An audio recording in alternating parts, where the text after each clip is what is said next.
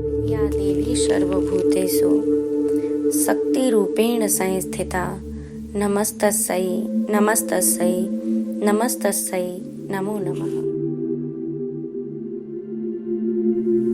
सभी भक्तों को शारदीय नवरात्रों की हार्दिक शुभकामनाएं। शास्त्रों के अनुसार नवरात्रि माता भगवती की आराधना, संकल्प, साधना और सिद्धि का दिव्य समय होता है। यह तन मन को निरोग रखने का सुअवसर भी है। देवी भागवत के अनुसार देवी ही ब्रह्मा, विष्णु एवं महेश के रूप में सृष्टि का सृजन, पालन और संहार करती हैं। भगवान महादेव के कहने पर रक्त बीज, शुंभ, निशुंभ आदि दानवों का संहार करने के लिए माता पार्वती ने इस धरातल पर असंख्य रूप धारण किए हैं, किंतु देवी के प्रमुख 9 रूपों की पूजा अर्चना ही भारत में विशेष रूप से की जाती है। नवरात्रि का प्रत्येक दिन देवी माँ के विशिष्ट रूप को समर्पित होता है और हर स्वरूप की उपासना करने से अलग अलग प्रकार के मनोरथ पूर्ण होते हैं। तो आइए देवी माँ की पूजा में उपयोग होने वाली सामग्री के विषय में जानेंगे। सामग्री में सबसे पहले मिट्टी का कलश। मिट्टी का कलश उपयोग करना अति उत्तम होता है। यदि संभव नहीं तो फिर तांबे के लोटे को कलश बनाएं। शुद्ध मिट्टी लें, थाली, कटोरी, जल, तांबे का लोटा, दूर्वा, इत्र, चंदन, चौकी, लाल वस्त्र, रुई, नारियल, चावल, सुपारी, मौली, रोली, जौ, धूप, दीप, फूल, नैवेद्य, अबीर, गुलाल, केसर, सिंदूर, लौंग, इलायची, पान, श्रृंगार की सामग्री, शक्कर, शुद्ध घी, माता के लिए वस्त्र और आभूषण, बिल्वपत्र, यज्ञोपवीत, दूध, दही, शहद, गंगाजल, आम की पत्ती, दुर्गा सप्तशती की एक पुस्तक, कपूर, सुपारी, पान पत्ता, लाल चुनरी एवं साथ ही माता की एक प्रतिमा। देवी माँ पर चढ़ने वाले फूलों का भी विशेष महत्व होता है। देवी माँ को गुड़हल का फूल चढ़ाने से माता की असीम कृपा प्राप्त होती है। गुड़हल का फूल अंकुरण निकलने से माँ का बेहद प्रिय पुष्प माना जाता है। मान्यता है कि गुड़हल के पुष्प के शुरुआती भाग में ब्रह्मा जी विराजित हैं, मध्य में विष्णु और अंतिम भाग में महेश, और जो अंकुरण भाग स्वयं शक्ति स्वरूपा है। इस पुष्प को चढ़ाने से कुंडली के समस्त दोष दूर हो जाते हैं। तो ये समस्त सामग्री एक साथ एकत्रित कर लें। अब जानेंगे पूजा विधि, किस प्रकार से माता की पूजा का शुभारंभ करें। तो सुबह जल्दी उठकर स्नान करें, स्वच्छ कपड़े पहने और ऊपर दी गई सामग्री को एकत्रित रखें। पूजा की थाल सजाएं। माँ दुर्गा की प्रतिमा को लाल रंग के वस्त्र में लपेटें उसके उपरांत चौकी बिछाएं और चौकी पर लाल वस्त्र बिछाएं। मिट्टी के बर्तन में जौ बोएं और प्रतिदिन उनका छिड़काव करें। चौकी के आसपास धरती का पूजन करें और पूर्ण विधि से कलश स्थापित करें।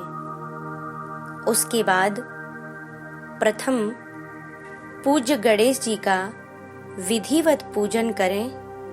फिर कलश में वरुण देवता का आवाहन कर कलश का विधिवत पूजन करें। कलश पर कलावा बांधें, उसमें जल डालें। 1 रुपए का सिक्का, सुपारी, चावल और रोली कलश के अंदर डालें, साथ में दूर्वा भी डालें।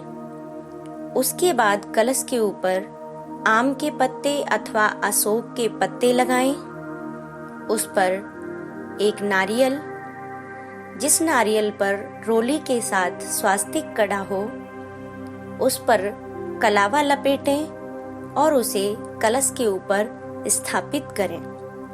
वरुण देवता का पूजन करने के उपरांत माता को लाल चुनरी उड़ाएं और विधिवत चौकी पर स्थापित करें तथा संपूर्ण सामग्री के साथ मंत्रों से माता दुर्गा की विधिवत पूजा करें एवं दुर्गा सप्तशती का पाठ करें। 9 दिनों तक माँ दुर्गा से संबंधित मंत्र का जाप करें और माता का स्वागत कर उनसे सुख समृद्धि की कामना करें। और अष्टमी नवमी को दुर्गा पूजा के बाद 9 कन्याओं का पूजन करें, उन्हें दक्षिणा दें और उनको जो भोजन कराएं, अनेक व्यंजनों के साथ साथ विशेष रूप से उसमें हलवा, चना, पूड़ी का भोग अवश्य होना चाहिए।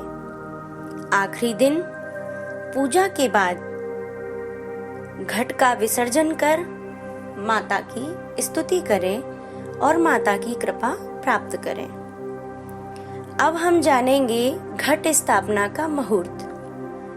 तो जैसा कि आप जानते हैं कि मल मास होने के कारण शारदीय नवरात्रे इस बरस थोड़े से लेट हुए हैं, देरी से शुभारंभ होंगे। इसलिए घट स्थापना का जो मुहूर्त है 17 अक्टूबर को, क्योंकि 17 अक्टूबर की रात्रि 1 बजे से प्रतिपदा अर्थात नवरात्रों की परवा शुरू हो जाएगी और 17 अक्टूबर की शाम 9 बजे तक परवा रहेगी। जिस दिन घट स्थापना का जो मुहूर्त रहेगा वो समय रहेगा 17 अक्टूबर सुबह 6:27 से 10:30 तक का। उसके बाद जो दूसरा मुहूर्त होगा 11:44 से 12:29 तक अभिजीत मुहूर्त रहेगा, जिसमें आप विधिवत घट की स्थापना करें एवं माता भगवती को चौकी पर विराजित करें। अब हम जानेंगे कि नवरात्रों में हमें क्या नहीं करना चाहिए। मान्यताओं के अनुसार 9 दिन दाढ़ी, मूछ अथवा नाखून नहीं काटें। जो व्रतधारी हैं, जिन्होंने चौकी लगाई है, 9 दिन तक वो अपने घर को खाली न छोड़ें। जो व्रतधारी हैं वो 9 दिनों तक नॉनवेज अर्थात मांसाहार ना लें, साथ ही प्याज एवं लहसुन भी न खाएं। 9 दिन तक नींबू नहीं काटें, काले कपड़े नहीं पहने, बेल्ट, चप्पल, जूते, बैग जैसे चमड़े की जितनी भी चीजें हैं उनका इस्तेमाल न करें। अनाज, नमक, व्रत का जो नमक है उसे आप फलाहार में ले सकते हैं, लेकिन जो नमक हम नित्य के भोजन में लेते हैं वो व्रत में वर्जित है। तो अनाज के साथ वो नमक, तंबाकू आदि का सेवन बिल्कुल ना करें। दिन में बिल्कुल भी न सोएं, साथ ही ब्रह्मचर्य का भी पालन करें। और इन 9 दिनों में क्या करने से हमारी कौन सी जीवन में घटने वाली घटनाओं में लाभ होगा, ये भी हम जानेंगे। तो आइए इन 9 दिनों में हम क्या करें। 9 दिन माँ की पूजा करें और पताका खरीद कर नवमी के दिन माँ के मंदिर में लगाएंगे। इससे आपकी विदेश यात्रा की मनोकामना पूर्ण होगी। दूसरा उपाय, चांदी की कोई भी शुभ सामग्री लाकर देवी को समर्पित करें। यह उपाय आपको आर्थिक कष्टों से मुक्ति दिलाएगा। घर में कहीं भी गाय का घी लाकर रखें। यह उपाय आपको आरोग्यता देगा। पूजा स्थल में रखें छोटा सा मिट्टी का घर। पूजा स्थल में मिट्टी के इस घर को रखने से आपका जो घर देखने का सपना है, घर बनाने का सपना है, उस घर बनने की मनोकामना की पूर्ति होगी। नौकरी में अगर पदोन्नति चाहते हैं तो 3 नारियल लाकर घर में रखें और नवमी के दिन मंदिर में उसे चढ़ा दें, मनोकामना अवश्य पूर्ण होगी।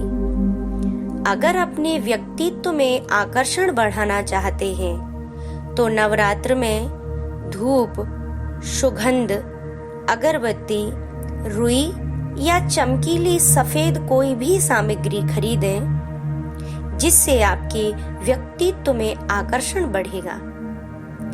सौभाग्य वृद्धि के लिए समस्त सुहाग की सामग्री खरीदें और नवमी के दिन माँ काली को चढ़ाएं, जिससे आपके सौभाग्य में वृद्धि होगी। अगर अपार धन संपत्ति के लिए इन 9 दिनों में आप किन्नरों से पैसा लेकर उसे अपनी तिजोरी अथवा पर्स में रखते हैं तो आपके घर में अपार धन संपत्ति होगी। हर कार्य में सफलता पाना चाहते हैं तो उसके लिए इन नवरात्रों में मौली अर्थात कलावा खरीदकर उस पर 9 गांठ लगाकर माता भगवती के सामने समर्पित करें तो अवश्य ही आपको हर कार्य में सफलता प्राप्त होगी। इस नवरात्रि ये 9 उपाय अवश्य करें। माता रानी आप सभी की समस्त मनोकामनाओं को अवश्य ही पूर्ण करेंगी। जय माता दी।